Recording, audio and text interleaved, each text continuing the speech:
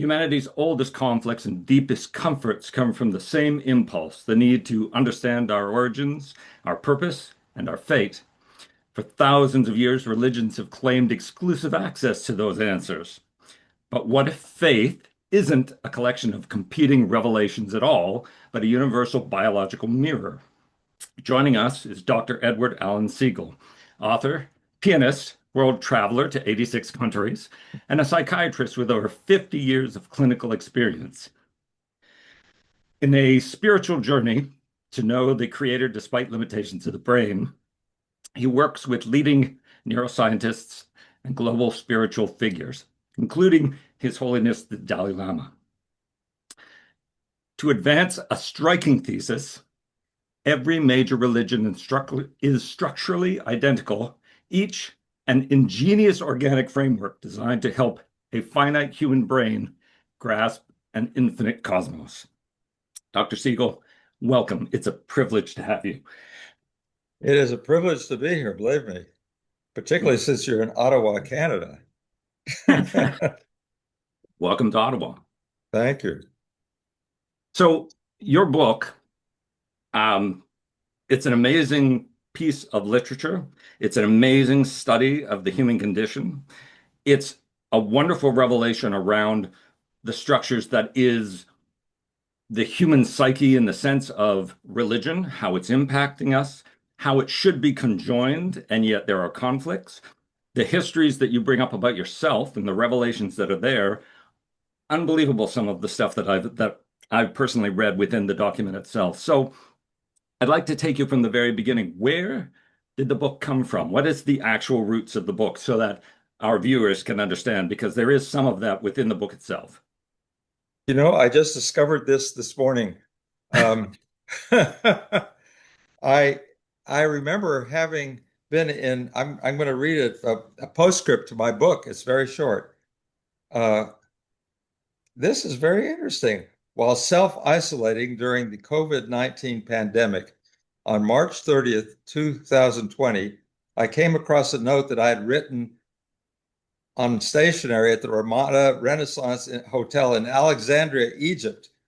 It's dated June 17th, 1989, more than 2 years before the epiphany that led to this book.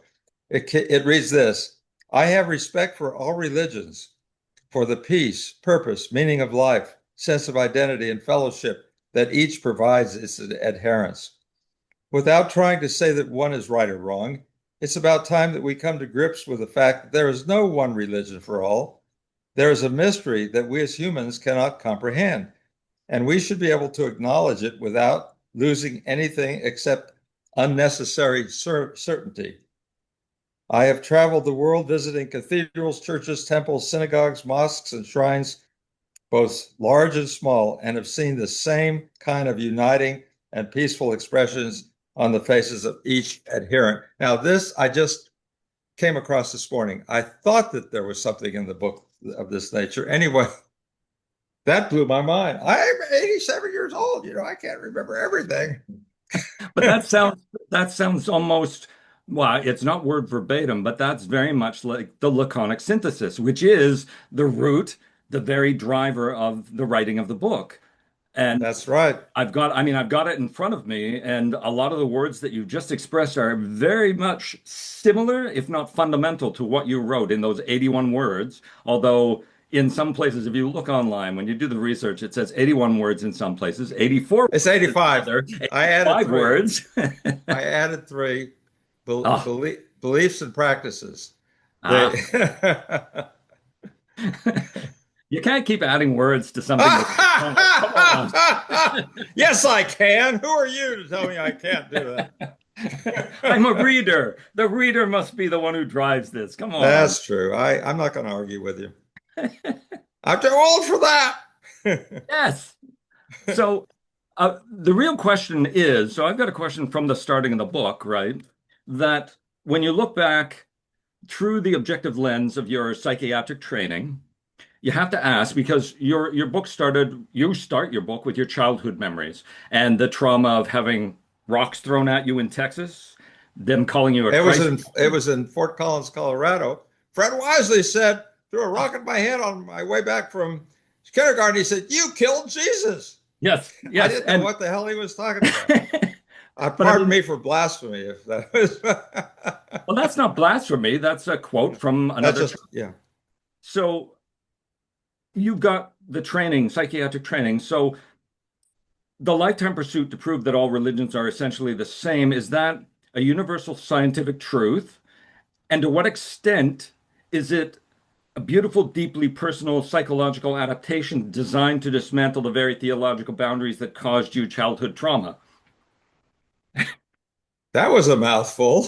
Yes, it was. Yes, it was. First of But it, all, I have to tell you that I was born a psychiatrist.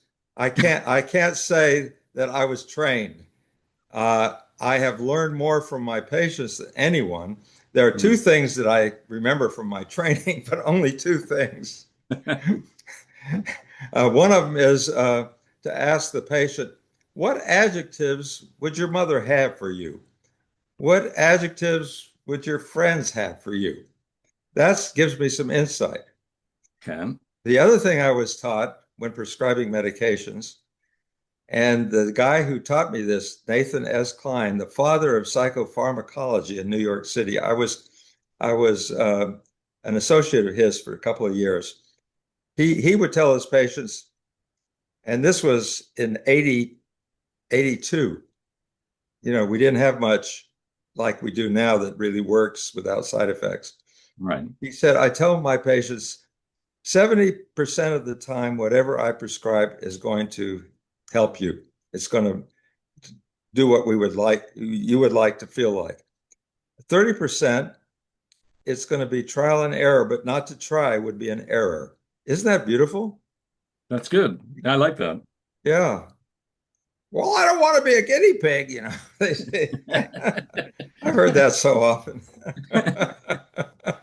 Well, the thing is, the response to somebody saying, I don't want to be a guinea pig is, do you want to suffer? It's not really a guinea pig, it's a choice. You can choose to suffer, or you can choose to see if this will work, There right? you go. Yeah. And that's the same. I mean, if you want to say it, that's the same with religion. You can choose to not Wow. believe, or you can choose to allow yourself to be open to possibility, I right? have to add a little to my book. Actually, Stefan, this brain. Um, I want to say off the bat that at the end of the book, there are 48 miscellaneous thoughts that didn't find their place in the book. I don't know if you saw them, but some I of them. didn't get there. No, sorry. Okay. A friend of mine, I haven't read my book in so many years. It's unbelievable. A friend of mine said, I read your book and I love those 48 miscellaneous thoughts. That's the best part of the book. Yeah. So people will have to buy the book. I'm not trying to sell it, never mind. But if anybody wants to get a real good idea of the book, believe it or not, I went on ChatGPT and asked if they had a book review of A Spiritual Journey to Know the Creator despite and I got this. Oh And my it's word. and it's wonderful. It is wonderful. I mean, I'll just write the first. Dr. Siegel's central insight is both humble and unifying. Isn't that wonderful? Hmm. Because every human being approaches ultimate reality through a brain with natural limits. No individual, no single religious tradition can reasonably claim complete comprehension of the creator. This is just wonderful.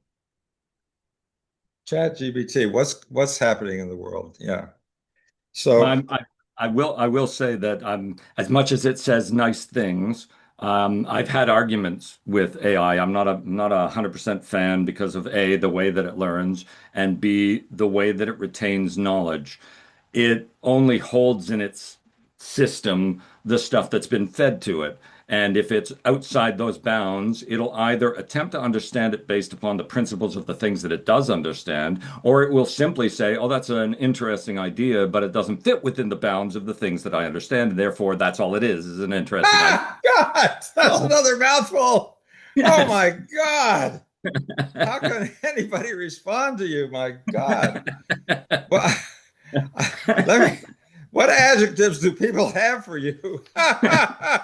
Well, here, this is something, the point that you made about having adjectives of yourself from your mother or from your friends, that would be dependent on whether you believe that your external locus defines who you are, or if your internal locus defines who you are. And if you Well, are an, both could define who you are, my friend. You don't have to either or. It can be well, both. the thing is, external locus is something, people sometimes they don't care. I don't care what anybody else thinks about me. I'm just me. And so what they think, I don't care. It's That still would an be interesting question. It is. It is because then what you're doing is causing the individual an external view of themselves. You're saying, look outside yourself and how would people see you? And then you kind of get this perspective of, oh, that guy's arrogant, or that guy is really, really shy, but that, Sometimes as a psychiatrist, and this is, I think, my idea, maybe it's not. I say, and I'm looking where I see my patients over there on the sofa. Uh, I say, I'm at times I'm a mirror. I want you to know how you're coming across to me. Mhm, And I know enough, many people, I think you might find that a lot of people feel that this is the way you're coming across. This is particularly when people don't seem to know how they're coming across. And yeah, I'm saying it's only me. I'm a mirror. Do what it with it whatever you wish. Now right. that was my idea to do that. Well, it's a good perspective to take because then they don't see you adversarially. They see you Right. more as a reflection so they can be who That's they are right. and get a feedback mechanism there. Right. Yeah. Exactly. Because in a Most patients are surprised to see that you don't seem like a psychiatrist. They how don't does a expect a psychiatrist human see being. I don't act, well, tell me about your mother. you? So you're not I've quite. enjoyed my being a psychiatrist because I like to say I've gotten paid to be me. That's nice. Yeah. That's a perk. I once asked a very esteemed psychiatrist, Jerome Frank. He wrote a wonderful book. I asked him personally, what uh, what style do you typically recommend? Freudian or Gestalt or emotional, whatever, all the different Rogerian. Yep. He said you should choose the one that's most sympathetic with you, who you are. So he's saying to use the tools that reflect yourself, not just using a tool. And that's how I justified and had supervisors tell me, you're doing fine, just being yourself. Well, that's all you should be. If you're not being yourself, people are going to read that. You know that, right? Well, if it's a doctor, you don't feel that you're expecting to get to know them. Well, it's not so much knowing them, but I mean, as a psychiatrist, you know that a bodily signal, a human being can read whether or not an individual is being true to a degree. So if you have a doctor that's kind of standing there and telling you, yeah, it could be this, it could be that, and internally you're getting a sound of he doesn't know what he's talking about, you're not going to trust that doctor.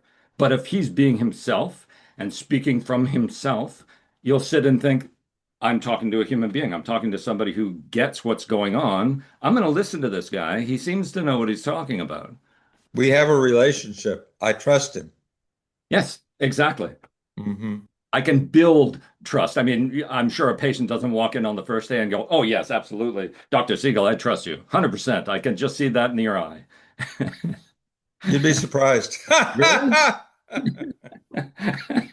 All I have to do is laugh. Well, you do have an infectious laugh. I'll give you that. I was at a play last week. It was a farce, And I was laughing my head off, and somebody from the back row came down at intermission and said, "I've been listening to your laugh and I love it." And my mother used to say, "Eddie, must you laugh that way? Ha! You know, I can't help it. Anyway, I'm not, you have plenty of questions. I have questions about the book, and I have questions about your background, and Okay. I have questions about the theory that you're building upon, and whether you've considered other alternative views of the human condition, of the psychiatry around religion. Um, Yes, yes, I can give you a little background right away. sure, If you think about days of the cavemen and cave women and cave children, uh, when you're a child, you know, and you find out very quickly whether you're going to be punished or not. Don't get near the fire, I told you. Stay inside. You don't know when a tiger is going to be coming by. You know, oh, shame on you. Don't do that. So right away, we know that we're either rewarded or punished in early childhood. So early people that had no idea what was going on when there was a drought or there was a flood or a tornado, they had nothing to think about that maybe I'm being punished. mm, There's where the whole idea of sin might come in.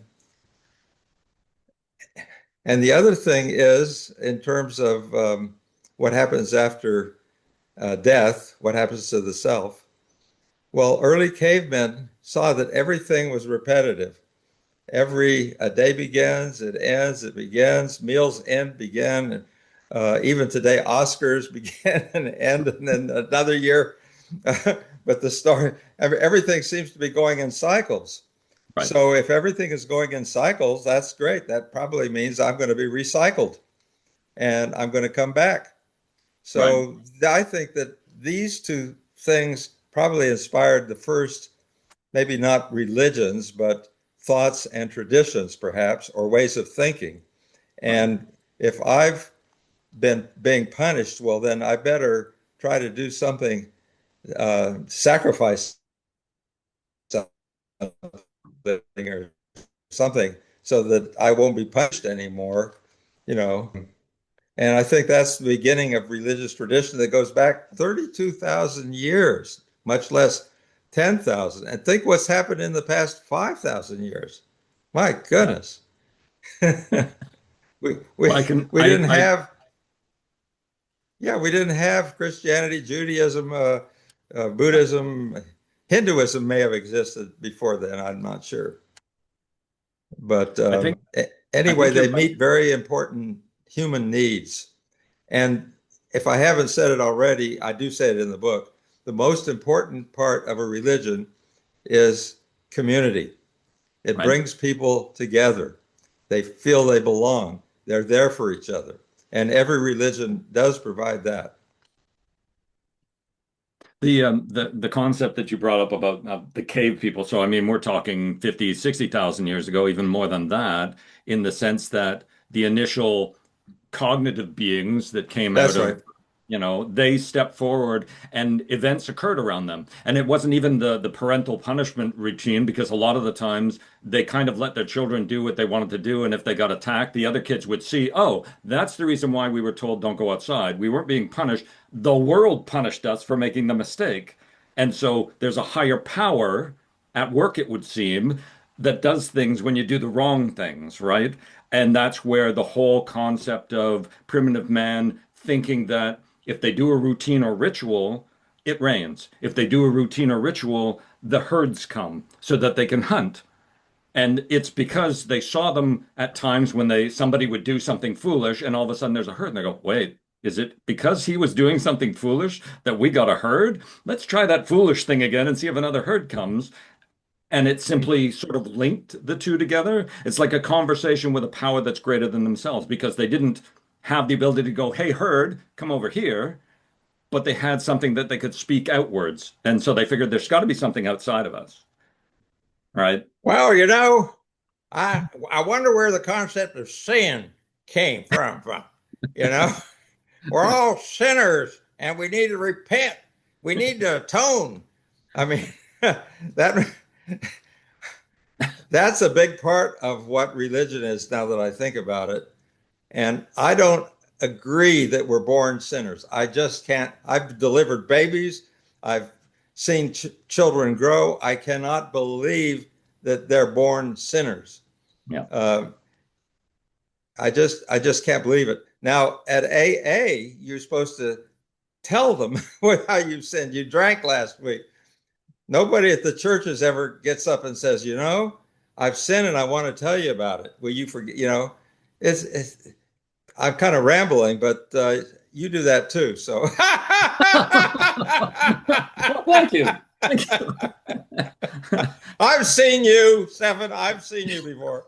But I mean, I'm just being a mirror. yes, yes, yes, you are. The concept of sin would have come from, like I said, the events way in the past where somebody does something wrong and the world does something to them. The kid goes Or out to they play and the think they've tiger done gets them. something wrong. Or But they think, most people will have done something wrong, even if it's minuscule. mm, and Yeah. something happens. And so Yeah. they realize personally, oh, if I did something bad and something happened, that must be something bigger than me telling me I did something wrong. And then they start documenting it. So nobody does this and nobody gets into this problem. And that's where that whole bad, And this, then and that then good. the minister has to convince them that they're sinners. Mm. Well, that's the easy way to control. I mean, we're getting into geopolitics now when you start talking about a governing body, which would be the ministers and the prolate or whatever they're referred to as, giving law. So canon law, that's the church telling you what's good, what's not good, what you do, what you don't do. And I think I just sinned. yeah. And you do it in private. You don't tell the public. You go to talk to one guy who says, I'll keep your secrets for you. You Oh tell me yeah. what you did. And that's, that way nobody else knows that somebody did something wrong. So you could be, oh, I'm a good person. That part I don't understand. I really have never understood that because, like you say, in the other version of that, like AA, you tell the group, hi, I'm part of the group and I did something, I and screwed up my life. yeah, And the only way I could deal with it was with alcohol. I yeah, sinned. I did something terrible, yeah, I felt terrible, and the only thing that helped me was to drink or use drugs, perhaps. yeah. Yeah, And then you get the it's support of the community, right? That small that's right. enclave of community helps Yeah. you get back on. So the same thing should be true with religion, where if I've erred, help me get back on the Yes. path. And that's not the way it works. It's not. It's come in private. Come, my child, you talk to me in this little booth. We'll open up the curtain and you whisper what you've done wrong, and I'll tell you the little Hail Marys and things that you've got to do, and then everything is forgiven. And yet nobody else knows. Nobody, the community can't help you. And I've never understood the differentiation there. That is well said. I So, don't remember what you said, but I remember at the time I thought it was great. I am 86 years old. so in your book, at the beginning of your book, you talked about two events where you heard a voice. Yes. That I didn't tell anybody about that for many, many, many years. I was so startled and surprised. The first time I thought, what the hell was that? And I just went on my way to meet a friend at the tennis court. But the next day, the same thing happened. I was on a corner near the tennis courts, and I noticed that there were beams of light coming down from the clouds, and the clouds parted. And then I can hear it today exactly the way I heard it back then. In stereophonic sound, I heard a voice saying, and in a very deep voice, be patient, son. Well, that is weird. I forgot about it. The next day, the exact same thing and happened at the same exact uh, situation. And I didn't tell anybody, but that I said, that must be God talking to me. But I don't get it. I'm not impatient. I'm doing well in school. I have friends. What? I didn't say what the hell, but I'll say it now. What does that mean? I'm still not sure, except that maybe being patient enough to write this book and talk to you might be what this is about. I'm really thinking that this book is my last hurrah, if you will. I think it is possibly my greatest legacy. I really feel that way. Well, I If know that you, the commentary says that there are a number of people that want this message out there in the sense that religion should combine, should work together, be community, and not be this divisive collective branches of different aspects that aren't different at all. Right? It's like well, there's saying, something called neurotheology or something like that. And a lot of people will say they heard a voice or they felt Jesus touching them on the shoulder or something that was said by Billy Graham, that touched me. And I'm going to get up and walk down the aisle and pray. I went to the Olive Baptist Church in Pensacola, Florida, I think it was about last year. That was amazing the way he delivered that message and the way that people came down to pray and hug each other with beautiful music. I think the music is and that's in the book too. The effect that music can have in a religious community. Ben Vereen, who's a very well-known entertainer. Have you heard of Ben Vereen? yes, Of of course, yeah. course. I said to him, and he was sitting over there. You can't see where he was sitting. I said, would you write a chapter in this book that I'm putting together? I need somebody to write a chapter on the experience of awe when you go to church. He said, Ed, you've got the right person. I'm in the state of awe all the time. So you read the book, maybe you read his chapter. I don't know. But No, any I haven't. Like I say, I've gotten through the beginning and some of the middle pieces in my research. So I have to actually go through the entire thing to read well, everybody's pieces. Yeah. well, some of them are not as interesting as others. So I advise people to kind of pick and choose, maybe look at the picture on the cover and want to know what this person has to say.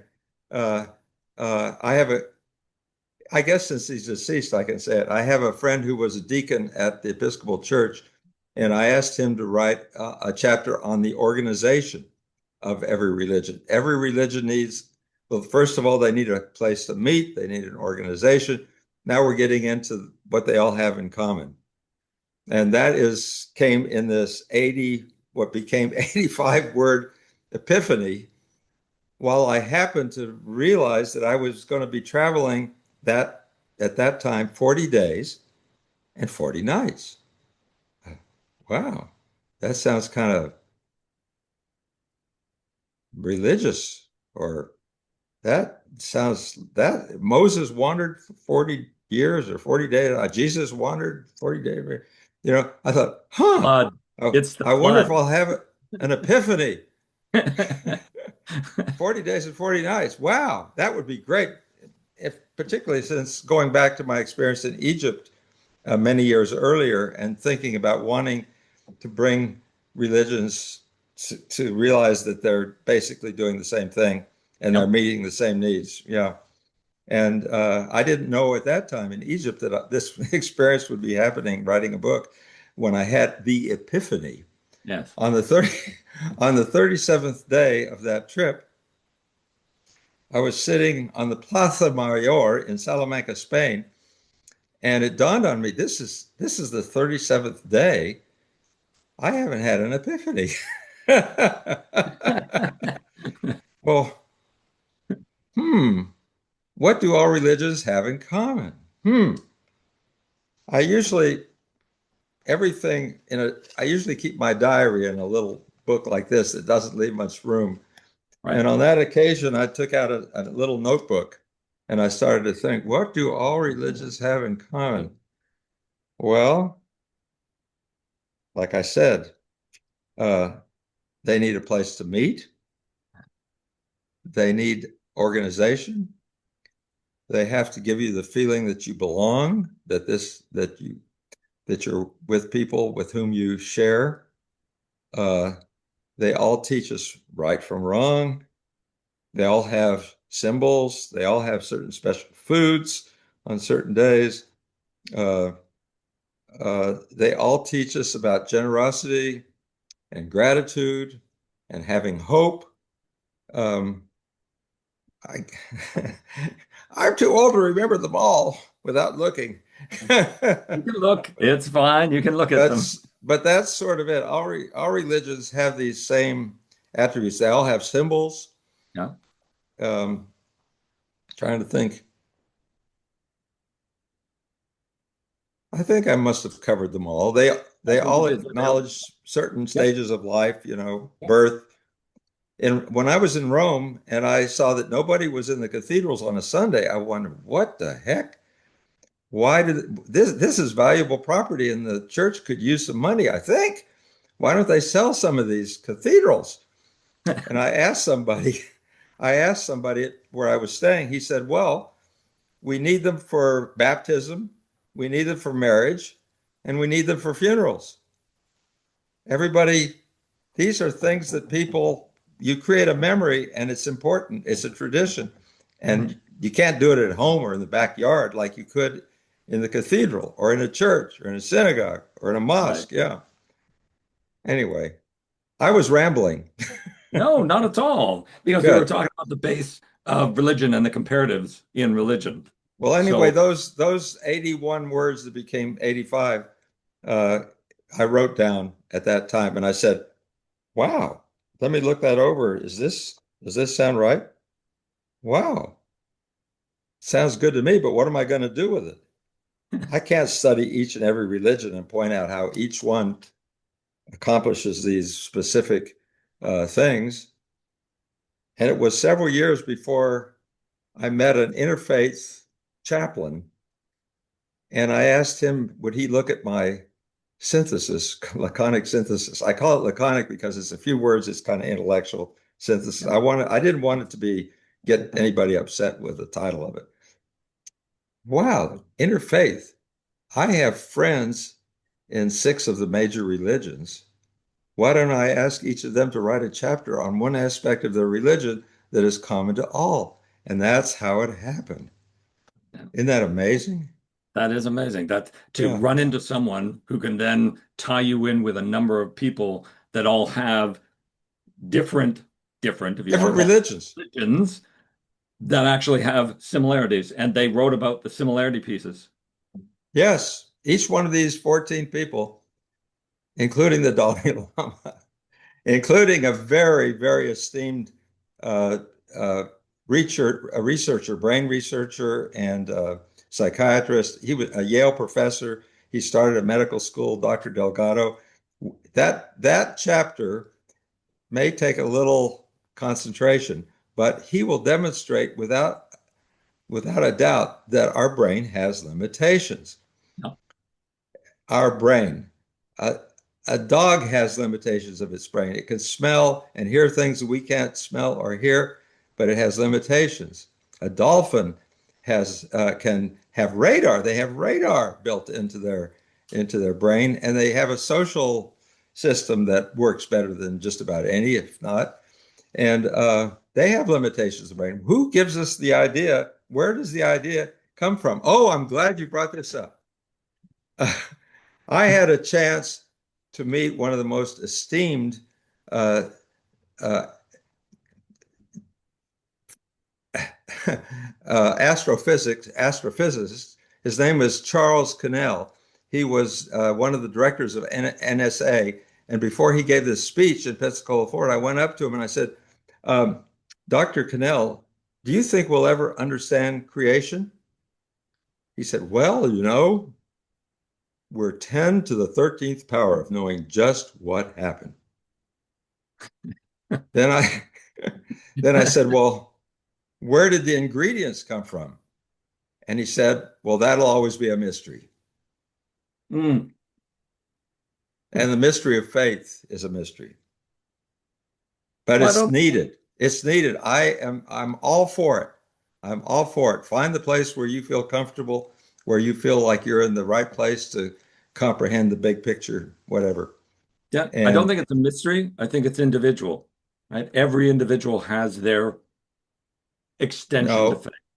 no, the actual, they may have an idea, but when it comes to actually knowing where the 600 billion stars that have been documented came from, 20 Mm. of them have planets. Where did they come from? How did that start?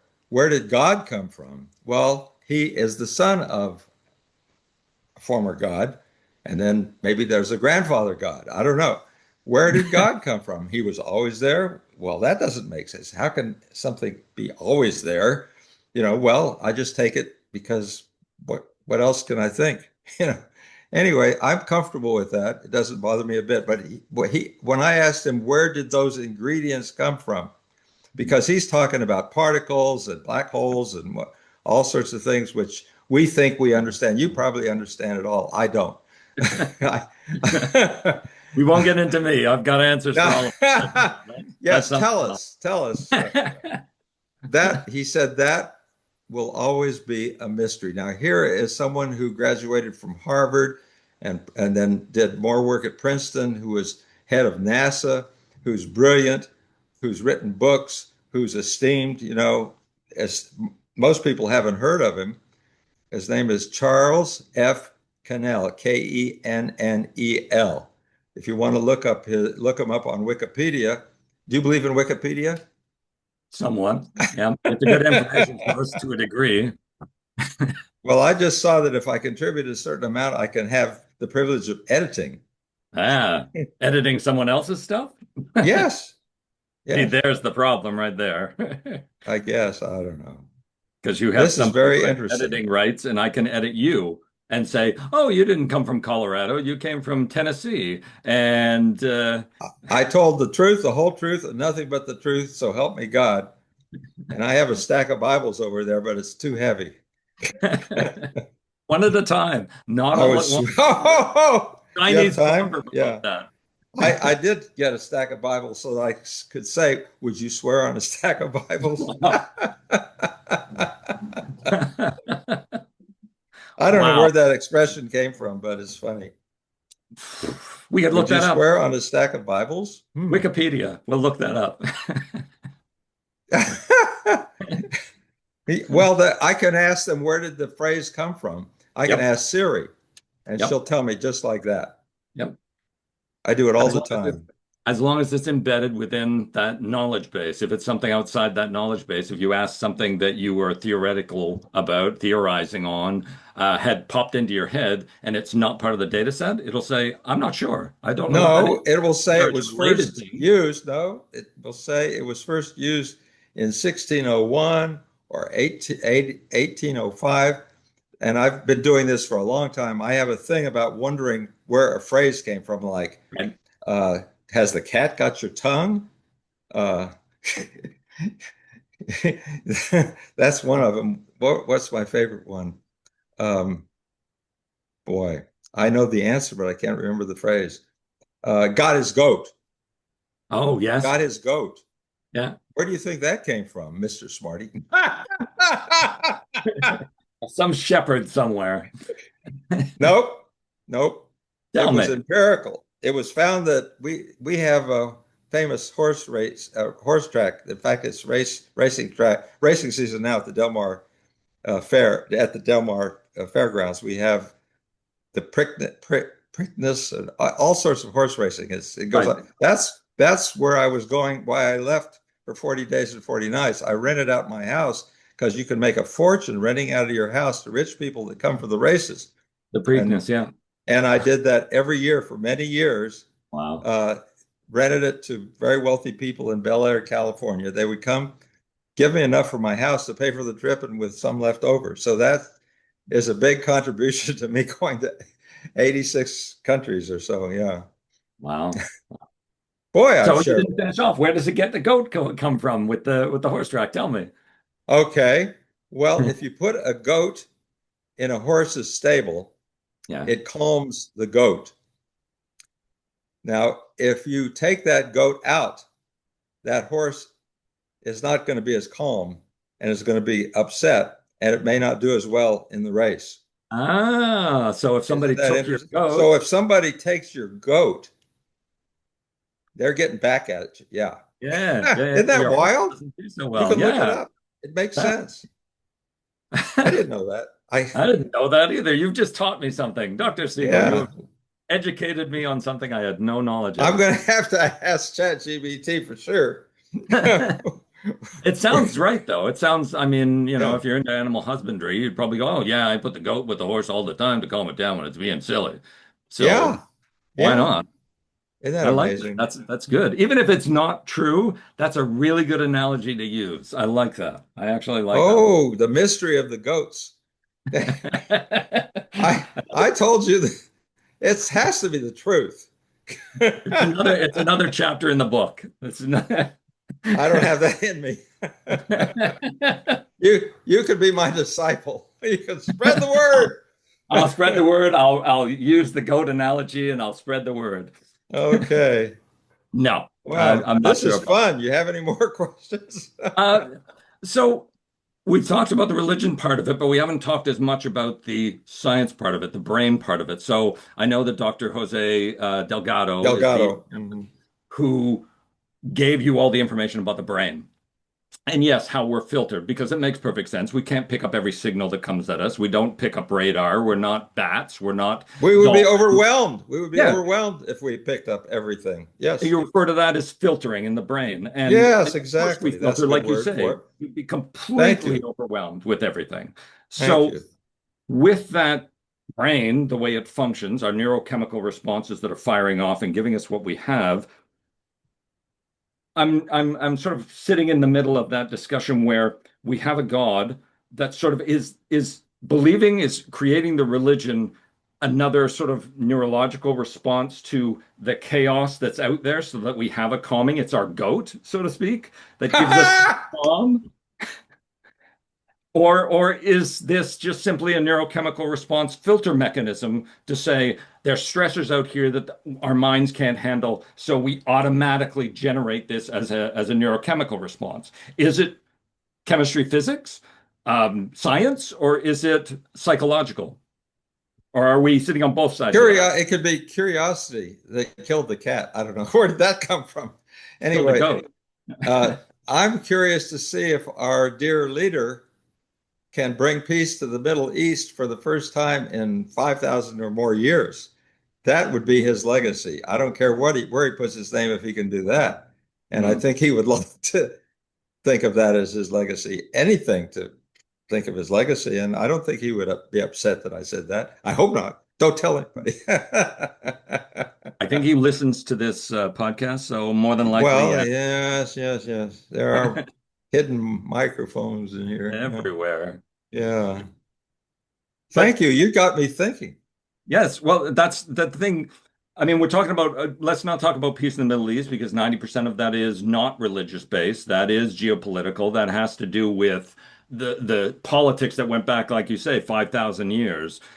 You read the Bible talks about some of the wars that went on, but a lot more than that went on when you read the historical papers that they discuss all the different skirmishes and wars and battles between the different cults and sects and everything Who that were could there. write that down? And, who, somebody said these were people sitting around a campfire with stories that explained everything. And they thought, we got to get this written somewhere. These are great stories. Yeah. Wow. They're And they heard brilliant. a voice and it said, "Be patient, son." And Oh, somebody finally came along and wrote it. wow. Yes.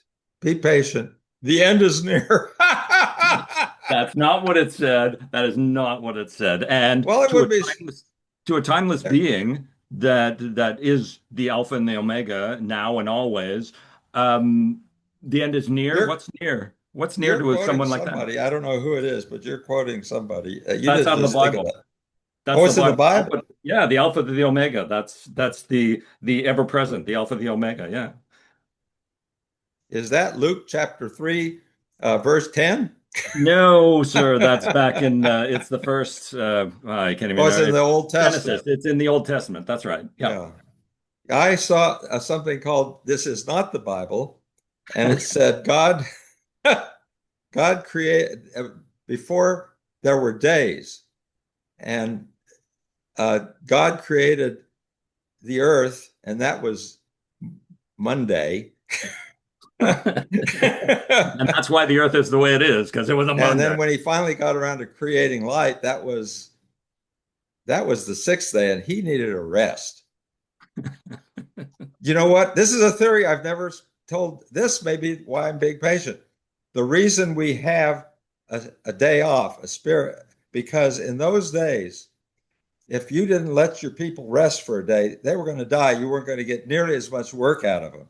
You Mhm. have to give the slaves a day off, or they're not going to live. They're going to die.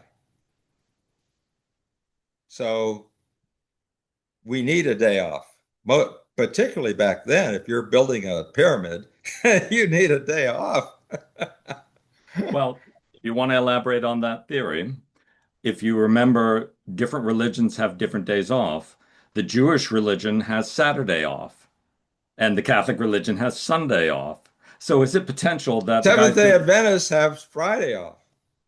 so there you go. Oh, and the Muslims have Friday off too. So the Muslims and the Seventh-day Adventists were working with the Jewish population when they were building the pyramids. The pyramid guys said, "Yeah, we'll have Sunday off," and that gave them Friday, Saturday, and Sunday off as breaks because of their own religions. And they said, "Okay, 3-day week. We only have a 4-day work week. We're good." Is this going to be printed out so I can understand what you said? We can get a print. You have loyal followers because they think I got to figure this out sometime, you know? I make people think. That's what the whole Yes, process is to make people think. yes, you make people think. But you still haven't answered the question about science versus psychology. So is it neurochemical or is it psychological that we have developed religion? It's both. But can We you have both? have we have 600 billion cells in our brain. Only 100 billion are neurons with trillions of connections. Mhm. That's pretty amazing in itself. I have a talent that nobody can understand, nor can I. Ever since I was four, I've been playing the piano and I could play anything and play it well. And I've enjoyed entertaining people ever since, from Right. childhood talent shows to playing in senior communities or leading sing-alongs. I have no idea. It's like talking. I have no idea how I'm moving my tongue. I have no idea how I'm moving my fingers. It's amazing. So I'm going to donate my brain, I think. Uh, So, I can't hear. Oh, there you are. so no, no, no. I was waiting for you. You were going to donate your brain. Well, because there's got to be something very different in there that allows me to do that. I don't, if you play me a song, I can either play it with the song or I can know it immediately, or if it's complicated, maybe I have to hear it two or three times. Right. Roger Williams had the same talent, by the way, There's a the couple of pianist. artists that I've interviewed that have that talent that they hear a Yeah, song and they can play it. but there must be something in the brain. How do you explain that? Not many people have that. And That would be an auditory cognition. Yeah. most people that have it have learned to read notes, and I've refused to learn notes because then it wouldn't be me. I don't want to count 1, 2, 3, 4, 1, 2, 3, 4, pause. Or, I just don't want to do that. I want to just play. I cannot play for myself because it would be like talking to myself. If if I have a piano over there, if I could play for you, I would. Maybe some other time. Sure. I look at that. So here's a question then for you from a scientific perspective, from a psychological perspective. Yeah, You have the cognitive capability of auditory reconnection, so to speak, where you yeah. hear a sound, you play a sound, right? Hmm. You hear a song, you can play it back. That's a kind of an ability of your auditory system to immediately fuse into the brain how it functions. So you have that link really well established. But I was is born with that, it. Yeah. were you born with it, or is it, now here's an interesting one for you. Is it post or pre natal memory? So before you were born, is this memory that Are actually was, you a Jungian by any chance? am I Union? No. A Jungian, yeah. Jungian, yes, I know the Jungian hierarchies, but no, I actually have been doing research in other cognitive capabilities and Well, where let me memory tell you comes something. This from. is interesting. We start hearing in the womb at about 6 months. We can hear the mother's heartbeat. And Right, when the mother is anxious, it's going to go faster. And when she's relaxed, it's going to go slower. That's right. why we have lullabies, and that's why we have marches. Isn't that interesting? That is interesting. Now, Joseph Campbell, the guy that wrote the book on myths, have you ever heard of him, Joseph Campbell? No, I have not. No. Well, he's very famous. Go to ChatGPT. Writing it down, You'll Joseph you'll Campbell. be you'll be embarrassed that you haven't heard of him. Anyway, Well, it could be that I've heard of what he's done. I am horrible with names. If it's not written in front of me, I won't remember anybody's name, well, including he my own. talks about all the myths that are in every religion and Okay, whatever. Anyway, I told him about our getting our music connection with music before we're born, right. and he said, "No, we learn dance before we're born." Where the hell did you get that? His his wife was a professional dancer. Mhm. Maybe she was born with it, you Mhm. know? Yeah. Well, I can Maybe understand maybe rhythm. most good dancers are born with it. Yeah. Well, I Of mean, rhythm. course. That's heartbeat, right? That's your first rhythm is a Ben heartbeat. Vereen discovered that when he danced, he got it from Sammy Davis Jr. It made people happy. Yeah. And that's one of the reasons he went into show business. When he sang or when he danced, everybody was happy. He had a talent. He's amazing. Yeah. But that, I mean, again, as a psychiatrist and understanding the As a pharmacology, musician, yeah, it's the endorphin rush that he gets from the happiness from other people. He kind of goes, oh, and it triggers happiness. So for him, it's like an addiction. I get happy when people are happy. So I'm going to sing. People are happy. I get an endorphin rush. I'm happy. I'm not convinced about all the things that are said that go on that produce endorphins. Um, that's a mystery. Dr. Klein said that someday we will have a pill that will give people hope. Really? That's what he said. Yeah, I mean, he was a genius. Look up Nathan S. Klein, MD. For some reason, I have heard of this gentleman. So that's He was a Nathan. pioneer. He was a psychoanalyst, and then he discovered while he was moonlighting that when he gave a certain medication to people in a tubercular ward, they became happy. And he thought, wow, these are the oh my God, I can't think of them now. Uh, Nardil, whatever, Ipramiazid, something like that. Anyway, he Right. discovered that this chemical made these people happy. Ah, he was the father of pharmacology, psychopharmacology in this country. He would have patients on low doses of 11 different meds, and that worked. It worked. 11? I've never done that. That would be frightening when you He consider the used, possible oh, he implications. used tiny doses to avoid any side effects from that Okay. drug. And interactions as well, right? I can't say that every patient, most of his patients were on lithium for Ah. bipolar. He even thought that maybe alcoholism could respond to lithium, but it doesn't. He wrote books. He wrote 500 articles. I mean, the guy was a genius, and he looked like Moses. Did people follow him? Did I he have did. a So getting back to the book, we'll get back to the book. We seem to digress Are you periodically. talking about the Bible? No, not that book, your book. Okay. Similar. It's similar, but not exactly the same. Okay. Um, when we talk about religion, you talk about the patients that you've seen over 50 years of you having a clinic.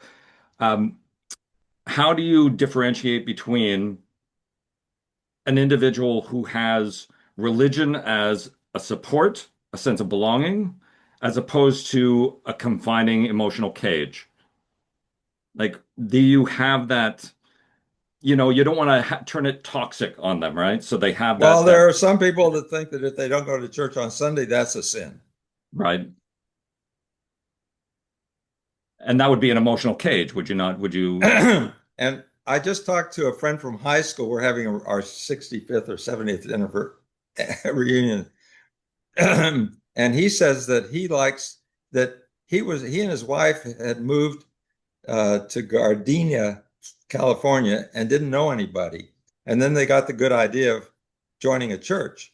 Right, And then they got to meet people and they developed friendships. So going to a religious experience, a church, synagogue, mosque, or whatever, you do tend to connect with other people that you wouldn't in any other way. And you don't yeah. have to drink. I hadn't thought of that before. Communion. Come Well, on, that's communion. that's why a lot of people drink, loosens them up. They can talk. Well, we need people. My dad used to say, "Son, I need people. I need people." He needed people. Yeah, Some people need it more than others, but nobody can survive, if at all, being solitary. Thoreau did. He at Walden Pond, I know, but not many people can isolate like that and live their life and feel that it's a wonderful life. They become Ted Kaczynski. yeah. And we don't want that. We No, we definitely don't don't want want that. a Ted Kaczynski coming out. Another No. one. But I mean that sense of community is one aspect of religion. But I mean, you can have a sense of community in a chess club. You can have a sense of community in I don't know, model building, But you trains. can also, wait a minute, you can also connect with something spiritual. You can have a spiritual connection, which is kind of hard. There is some physiology to it. In Right? fact, I don't know if it's ever been studied. That would be an interesting study. Of That connection with your spirituality. A lot of people say they get it in nature right, that aren't religious. Uh, Many people through their religion, many just looking at something, I'm looking at a chair now that's making me wonder, where did that come from and who built that and who designed it? That's amazing. Wow, I'm getting a good feeling right now. I've never done this before with that chair. Huh, somebody had to design it. I don't know where it was made. I'm feeling better. Something to think about. That is a spiritual thing in a way, discovering something. You have the mystery of faith where you can't completely discover, but you're led to. Every religion needs somebody to interpret what those religions are saying. right, You can't. That people go to the church and well, they're told if you look at John chapter 7 or whatever, you wouldn't have understood it. Like, oh, that's what it means. So a lot of these people like Kenneth Coleman and whatever, bring your Bible and a pencil and that they can underline it and put something in it's interesting. That is interesting. I'm telling you, religion is fascinating. It can be a negative thing when they force you to give a certain amount of money, maybe. mm, It takes money to have a congregation. right.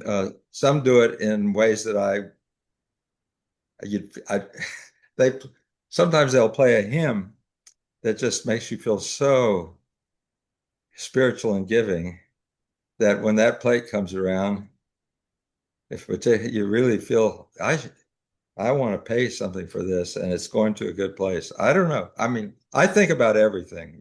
Yeah.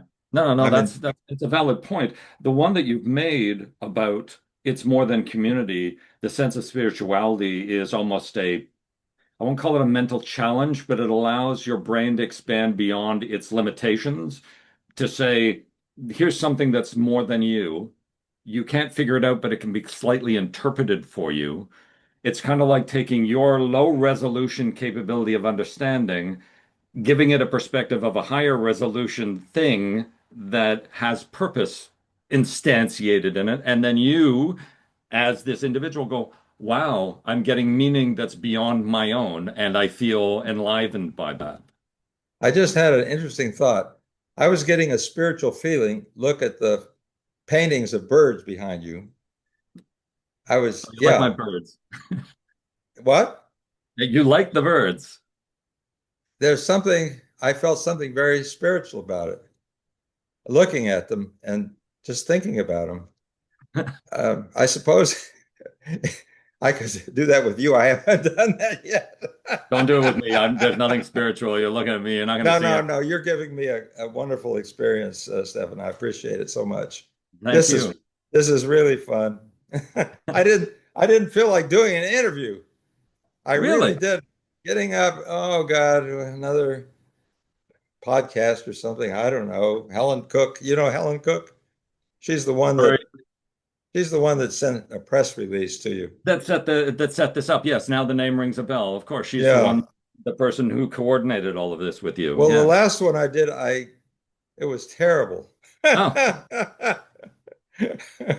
This it should was a never lot. be a trial. An interview, a conversation like this should be a welcome conversation, allows you to have ideas and thoughts, and sometimes ask questions that you've never been asked before. And you go, I've never heard that one. Wow. Okay, I'll give you an answer, maybe. That's how it should go, right? You're the real deal, Stephen. I have to look that one up. Where did that come from? The real deal? Oh, isn't that The Price Yeah. is Right? No. Have something to do with playing cards? No, I No, it's don't The know. Price is Right, I think. It was Bob Barker, The Real Deal. No, kidding. I'm kidding. No, we are both the real deal. I'll have to say that. In I fact, think most well, people are the real deal. you are definitely legitimate. You're definitely the real deal when it comes to this kind of information. I think more people should be reading about this because we have too much diversification in the negative sense of populations, whether they're religious or not, whether they have faith or not, they should be understanding one another and kind of coming together as a unified group because this continuous fighting is going to get us absolutely nowhere. You want peace in the Middle East? Get rid of the politics in the Middle East, get rid of the diverse of religions, and understand we're all the same people on the same little blue ball and Well, you get can't along. do that. Too many jobs depend on it.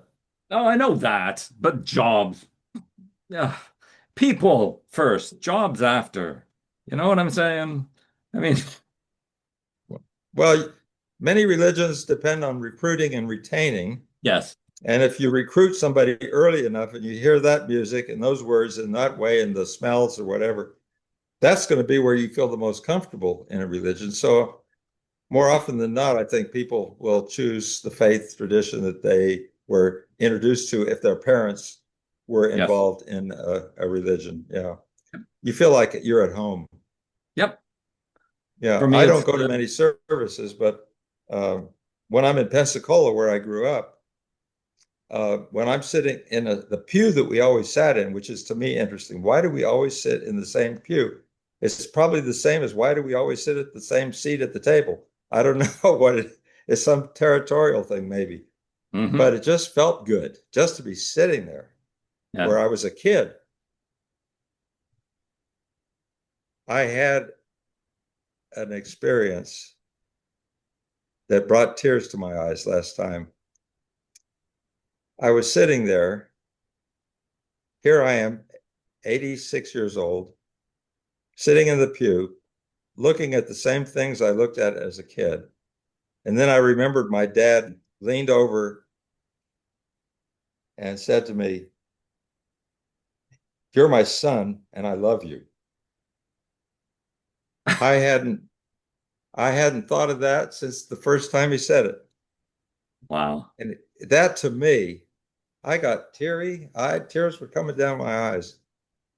That communion with that experience. Wow. I hadn't thought of it. In fact, when he said it, I probably thought, "Dad, what the hell are you talking about?" Well, how you were young when he said that, weren't you? Yeah, I was probably 12 or Yeah. 14 or something like Yeah, of that. course. You just dismissed it as, yeah, whatever, What are whatever. you talking about? Why are you saying that? He meant Yeah. it. Well, you That's have he would. experience now. Yeah. Yeah, that is an amazing. Yeah, there are so many things from the past that we can, if we, if we can remember them. It's true. Yes, sometimes you need a stimulation to start remembering. You need a question. Yep. Yeah, your Some kind of, interview has got me saying things that I've never said before. oh, my goodness. Well, I feel honored that I've given you I, that trickle. I feel honored that you've given me that experience.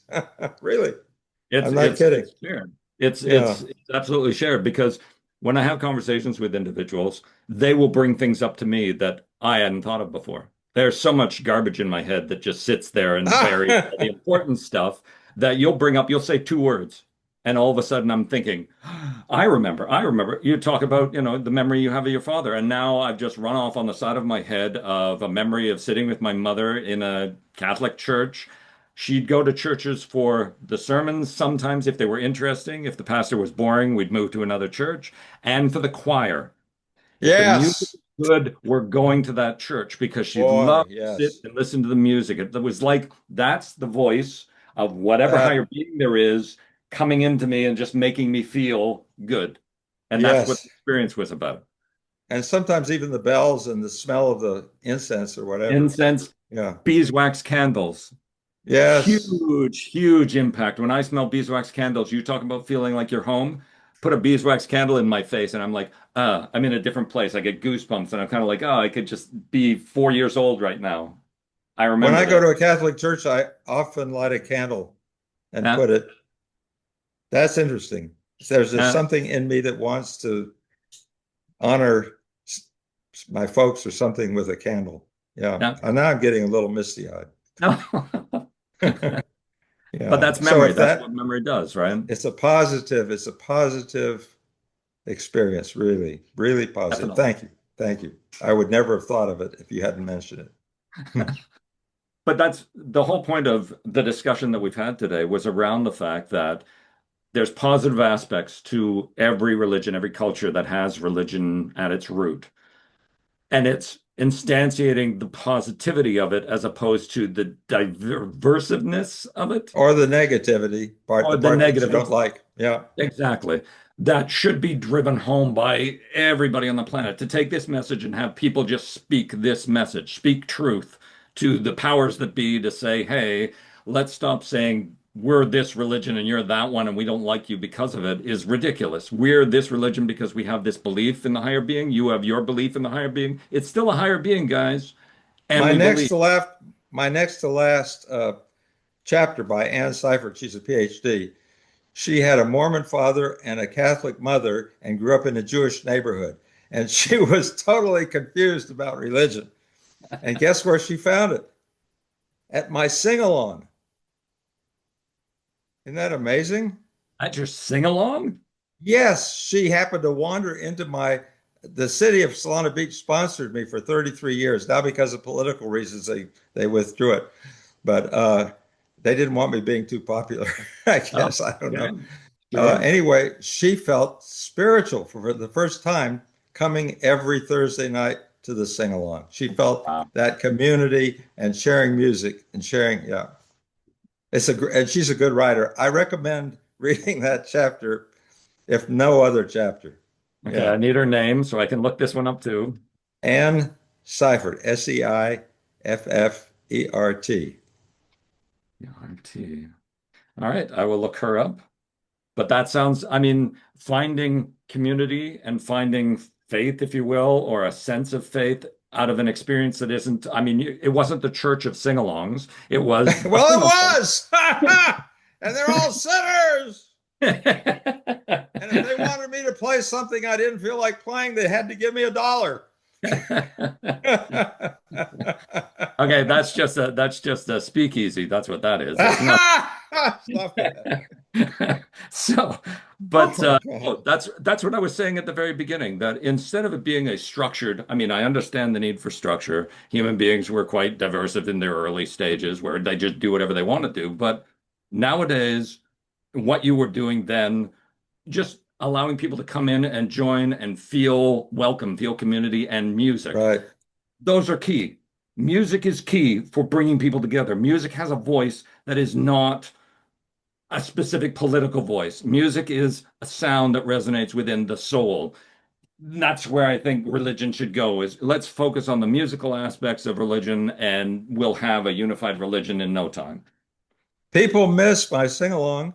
I also wrote the Solana Beach, the melody for the official Solana Beach song, and it was played for a while. But somebody that's powerful didn't like the song, didn't like me, Oh, and she was best friends with the mayor, and so that was the end of it.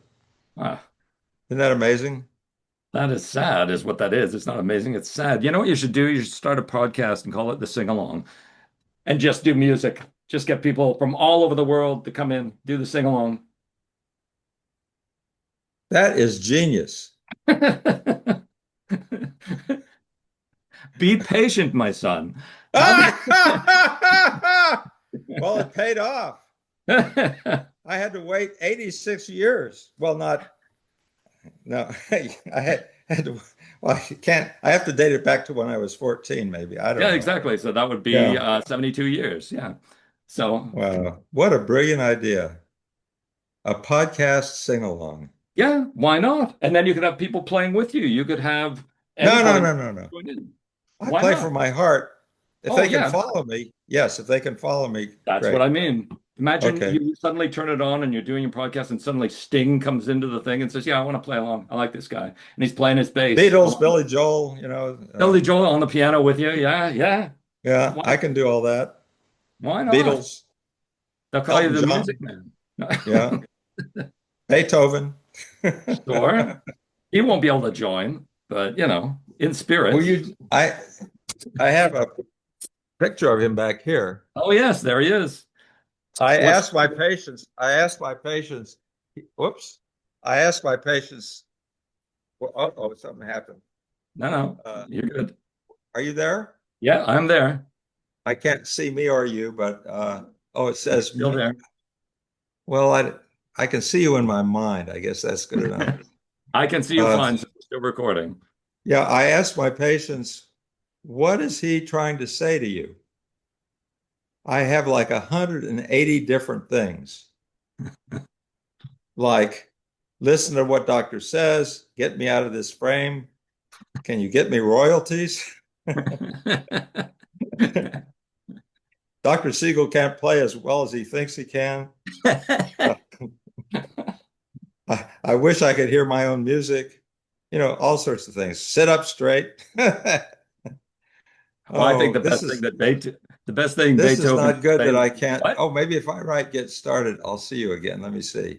Let's see. Uh, open Zoom meeting.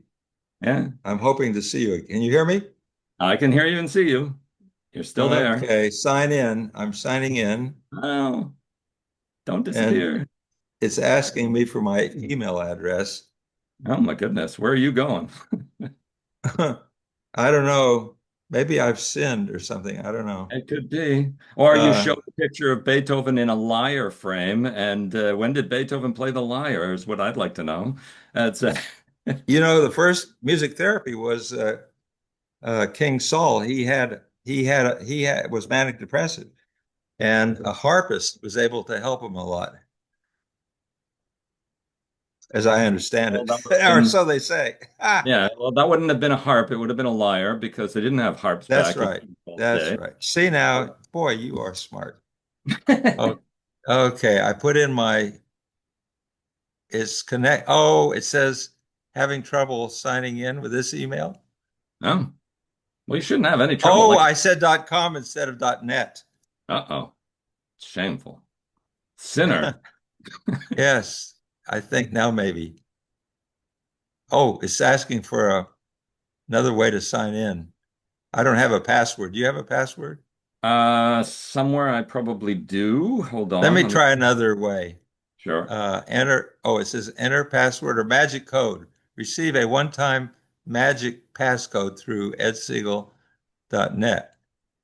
I can do Oh, it's going to that. send you your email. And then I have to have a place to sit, which I can do on my cell phone. If they ask you Oh. for your credit card, stop right there. Don't wait for them. Oh, it's known that for a long time. Let me see here if it came in. Uh, I know, no. Oh, it must have come into my email. Whoa, look at that. How did 200 and something? Uh, I'm sending you a message. Uh-oh. I don't know if it has the number. Let me see. Check my email. I'll have to reduce the image though, but No. Yeah, here's an interview reminder. Uh, um, let me see. Uh, oh, oh my. Hey, Apollo, I've lost Stefan. well, you haven't. I'm still here.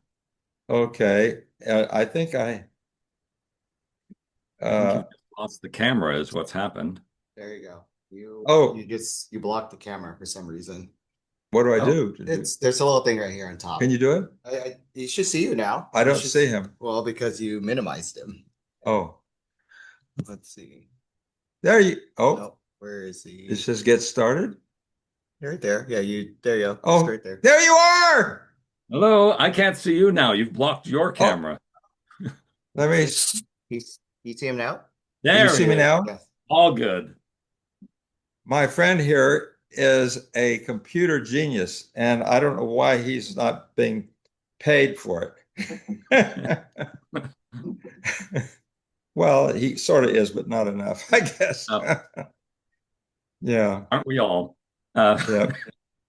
That podcast idea, if I have a lot of people, I can't play for myself, but if I have a lot of people on a Zoom screen Yeah, and I can see and hear them, oh, of course, there's a delay with the sound.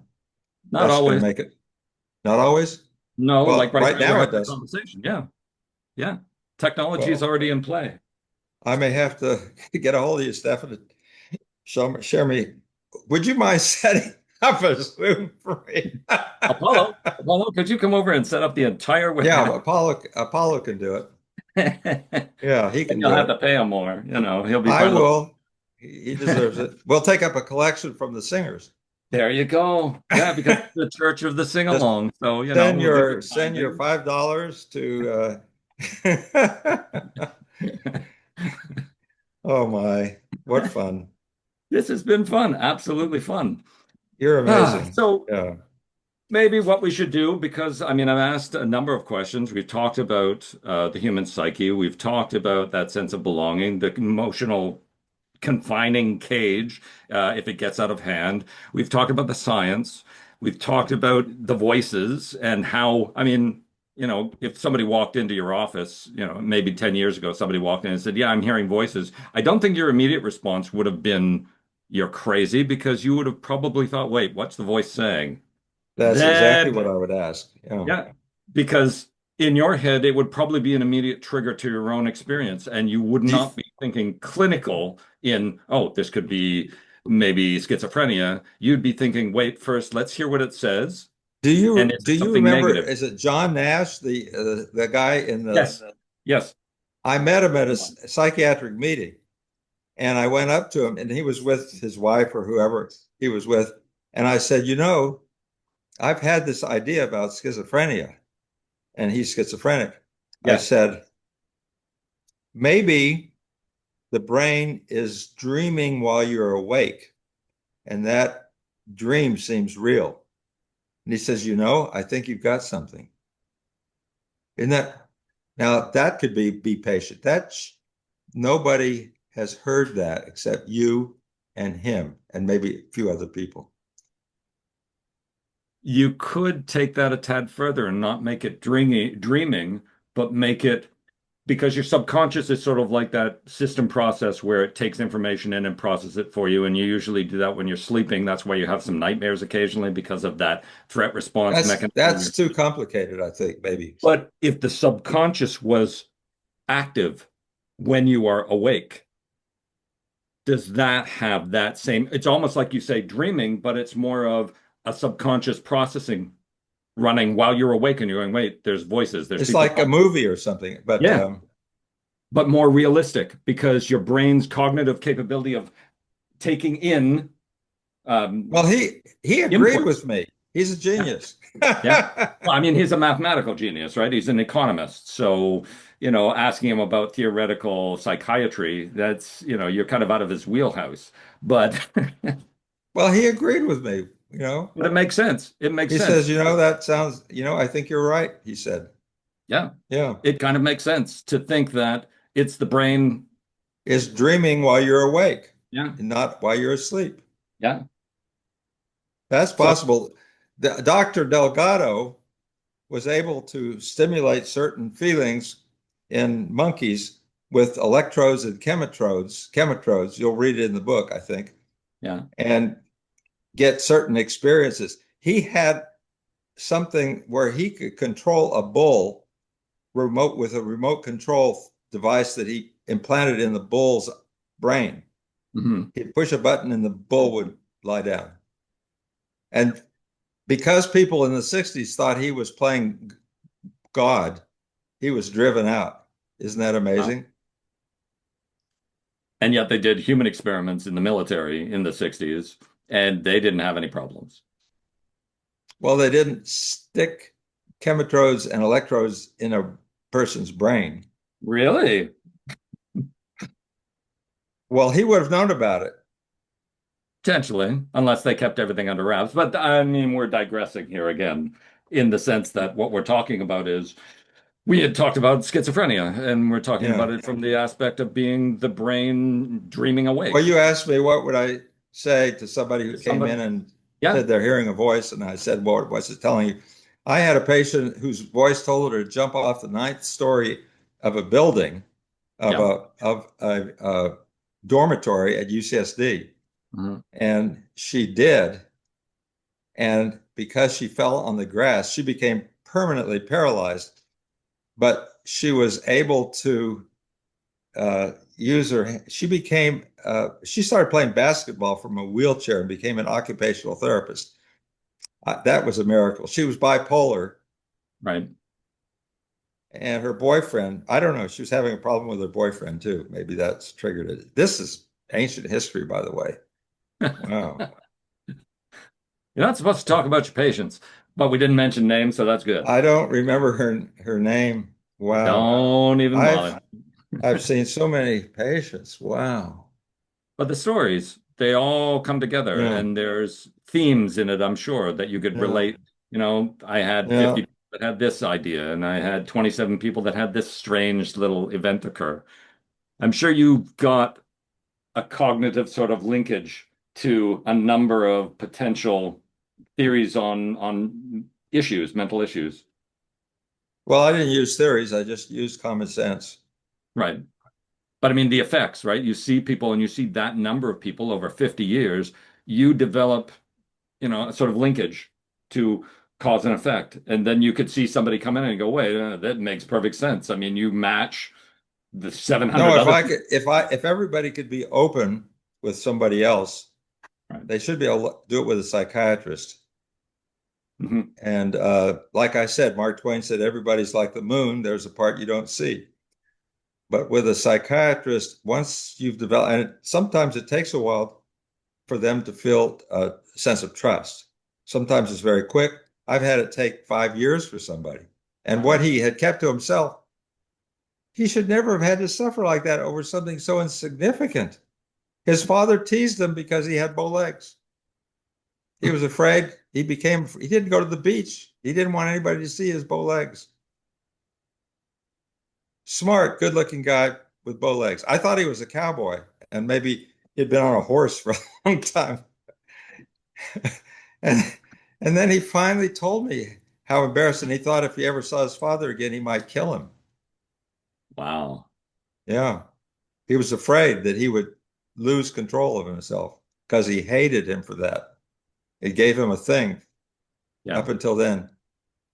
It took him 5 years to tell me that. I was treating some sort of anxiety issue that he had. I wasn't seeing him that often, but he continued to want to see me. So once he trusted me, and it took a long time,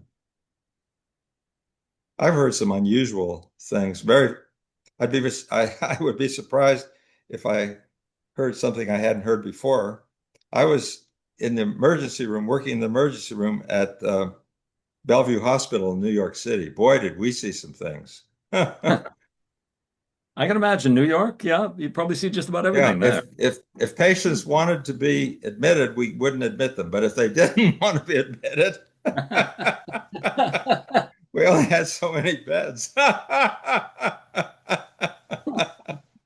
And it's funny because the ones who want to be probably are the ones you should have, you know? I mean, Well, they did. They needed three hots and a cot, you know? oh, okay, I see. I see. I thought, they know they're completely losing it. I need to be restrained here. Okay. No, they just need a place to get out of the snow and have a place to sleep and some food. Right. Wow. That I hadn't thought of that in a long time. See, this is what, Memory, la da da da da da da. get on the I piano, don't know the words, but they're somewhere in there. you've got the music.